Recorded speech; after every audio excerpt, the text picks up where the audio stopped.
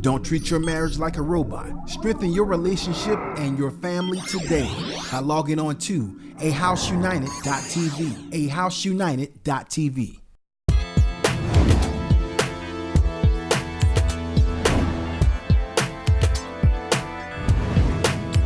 Hello and welcome to this episode of A House United.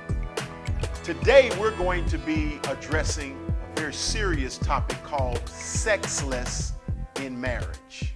It's a very serious topic. And it sounds like they shouldn't even go together. Sexless and marriage. In marriage, because, really, does anyone get married to be sexless? I didn't. I didn't either. No one gets married to end up being a roommate with your spouse, but unfortunately it has come to that in way too many couples. According to research, my research shows that about 1 in 5 marriages now say they're sexless. Wow. And from the research, last night over dinner, we were just reading about some of this, and one great article was defining what sexless is. Wow. And sexless is not a couple never having sex. Right. Although some have come to that. Right. But sexless is when one spouse feels they are not having enough sex or not having the sex that they need. Right. Their sexual needs are not being met, while the other spouse feels like they're satisfied. What does that look like? What does that look like when one spouse does not think that they're having sex to the degree that they would like? Right. So for instance, what if one spouse really, they feel like they need sex about 3 times a week? Yeah. Mm-hmm. But the other spouse is completely satisfied with once every 3 months. That's a huge dichotomy. That's a huge disparity. And the problem becomes when the one spouse who really says they're satisfied with once every 3 months. And they think that's okay. They think that's okay, and they don't tend to care about the need of the other person. They say, well, I'm satisfied and that's okay. They're wielding a whole lot of control in the relationship. Yeah. And then you've got this other spouse who is completely unsatisfied. So sexless is when there's a huge dichotomy, a huge gap in terms of, the sexual needs. So not somebody needing it 3 times versus their spouse or their mate thinking that once a week is okay. Exactly. That's not a huge gap. That's not a huge So that's gap. not what we would call sexless. Sexless. Yeah. That can turn into sexless if it's not addressed. But talk about, babe, how important sex really is to a marriage. Sex is how you consummate a marriage. Wow.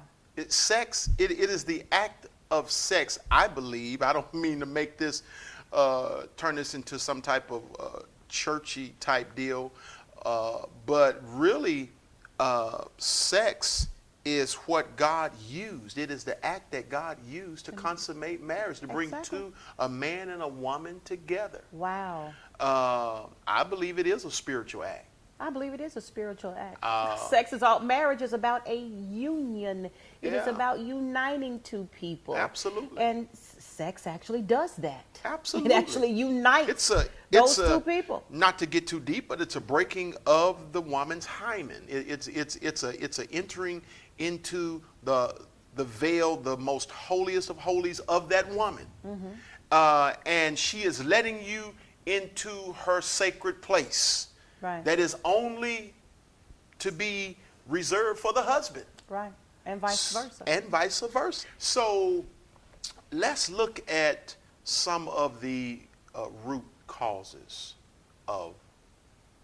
behind this thing we call sexless marriage. The first one right off the top, reasons for sexlessness in marriage, is people feel like they don't have time for sex anymore. Right. Yeah. Or they're just too busy. Tired. They're too tired. For sex. With the demands, you got both couples working in high demand jobs outside the home. And so they're exhausted from work. Then they're exhausted from managing kids. They're exhausted from paying bills. They're just exhausted from everyday life. And they say they don't have time for sex, or they just don't have the energy for sex. Wow. That's the first one. Yeah. And, you know, and that's real. I think maybe any in-demand couple can identify with that one. Absolutely. And then secondly is just a lack of communication. Yeah. They Yeah. just don't talk anymore about it. Yeah. You know, they just kind of settled into their disagreement about it. They don't talk about what they need. They don't talk about what they need, or one spouse talks about it and the other one just shuts Yeah. them out. Yeah. And they just don't talk about it anymore. And then there's a physical side to this. Yeah. That as we grow older, as we are Yeah. growing older gracefully, but there's hormonal depletion. Just decreases. Your sex drive just decreases. Men, I encourage all men to get T-tests done. Get your testosterone checked. You must know what your T levels are. Because that could be affecting your sex life. Same with ladies. Your estrogen, Oh, your God, your yes. sex drive can go down, and there are some things that you can use in terms of medicinally helping you. I'm an aging woman, gracefully, and so you know, I'll say I'm knocking on 50. I'm not 50 yet, but I'm knocking on 50. So I certainly can identify with that. Yeah.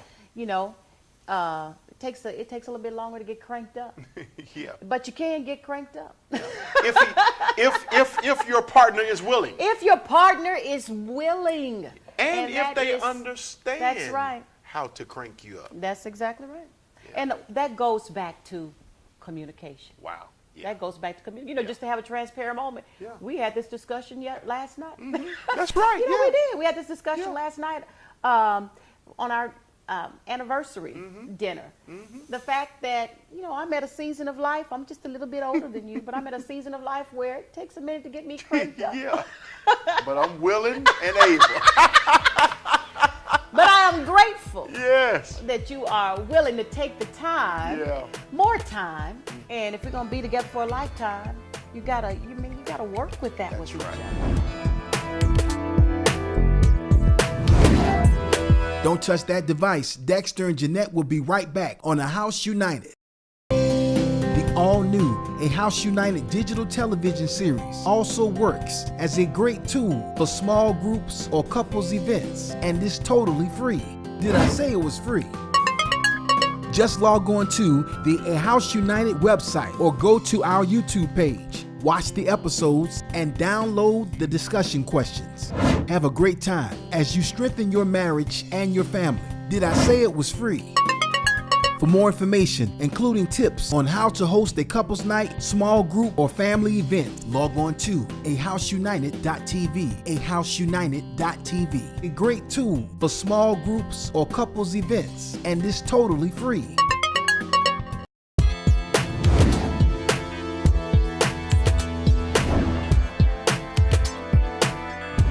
We're talking about sexlessness in marriage. Let's talk about 5 common causes for a sexless marriage. And this is just some information I got from online that I happen to agree with. Number 1 is no time for sex. Number 2, lack of communication. The couples just don't talk about it.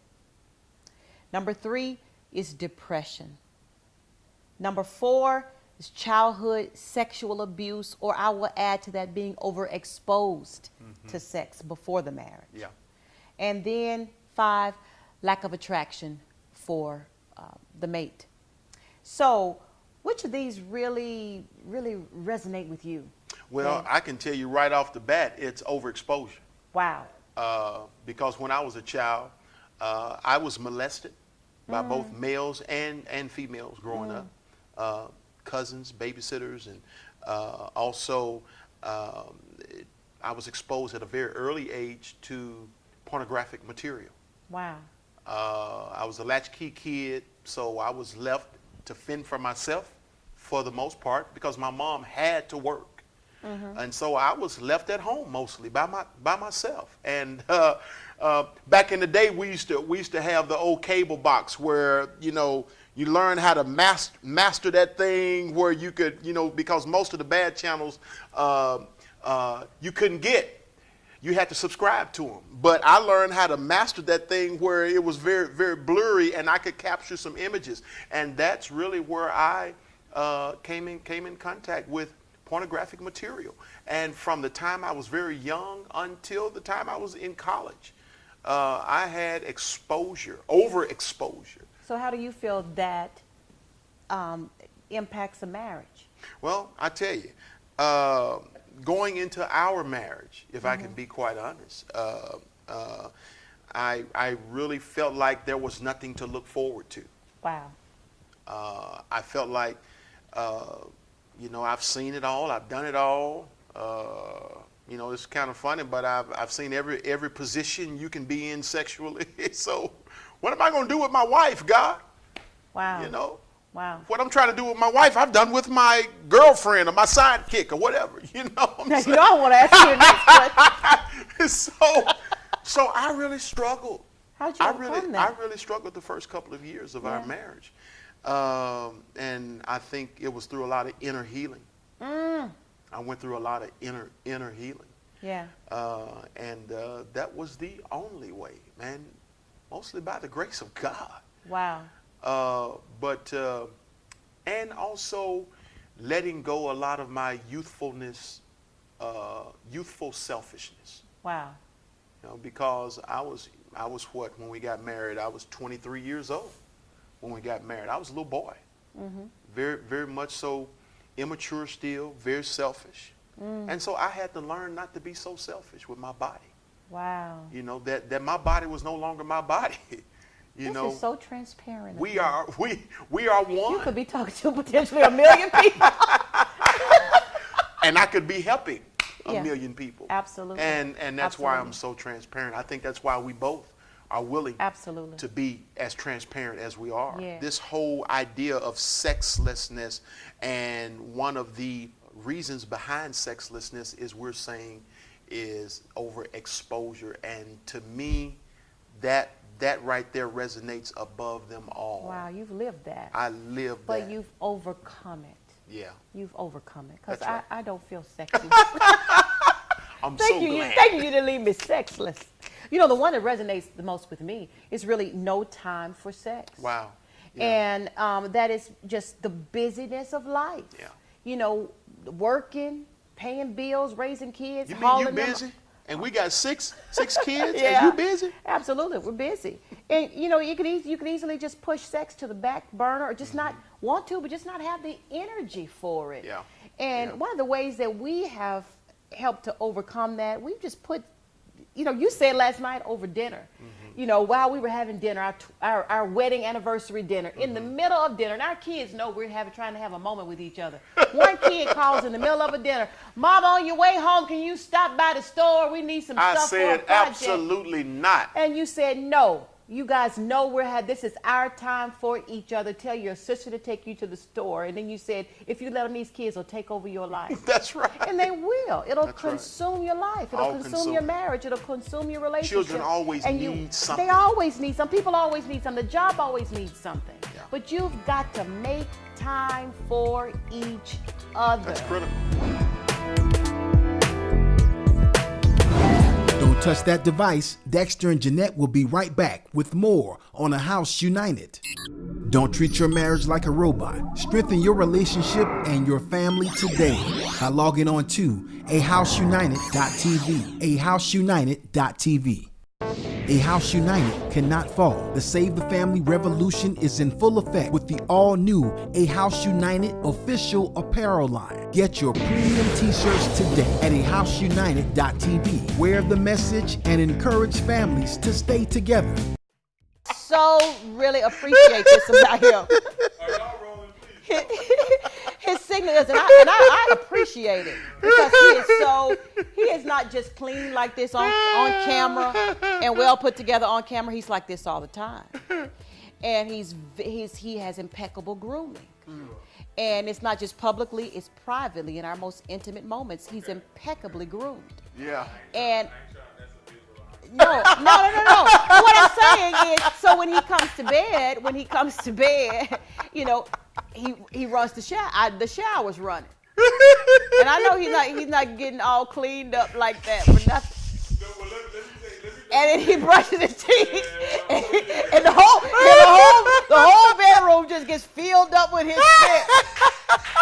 And I go, and I know what it's about, but I appreciate it because I know it's going to be a pleasurable experience. He's taking the time to groom himself and to smell good and for his breath to smell good. And I mean, I've never told you how much I appreciate it. Listen, I really it's hard to be appreciate attracted that. to somebody who comes to bed stinking. Get ready for a House United Live. Meet the Howards in person and experience a House United Live. Get ready for an evening of love, laughter, and learning how to build a first-class family that lasts a lifetime. Check out the live event schedule today at ahouseunited.tv to see when Dexter and Genette will be in a city near you. ahouseunited.tv. The Save the Family movement has already begun. Get ready for a House United Live.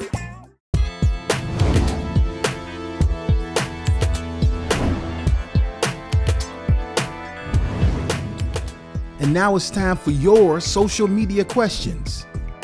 Get ready to ask the Howards. So, babe, here's a question from one of our social media followers. How do you get back to sexual intimacy after infidelity? Wow, that is a big question, and I respect you for asking that question. The first thing that comes to mind is if you are still in the marriage after sexual infidelity, that says to me that you still love each other and that you still want the marriage to work. So that's a good thing. Yeah. I think the next shift in perspective would be understanding that if this marriage is going to work, that the sexual intimacy is going to have to be restored. And so from there comes a lot of communication. One thing that happens after sexual infidelity and you all decide you want to come back together, you've already been communicating. Keep communicating. The same communication that help you to see that you want your marriage is the same communication and level of intimacy that it will take to lead to sexual intimacy again.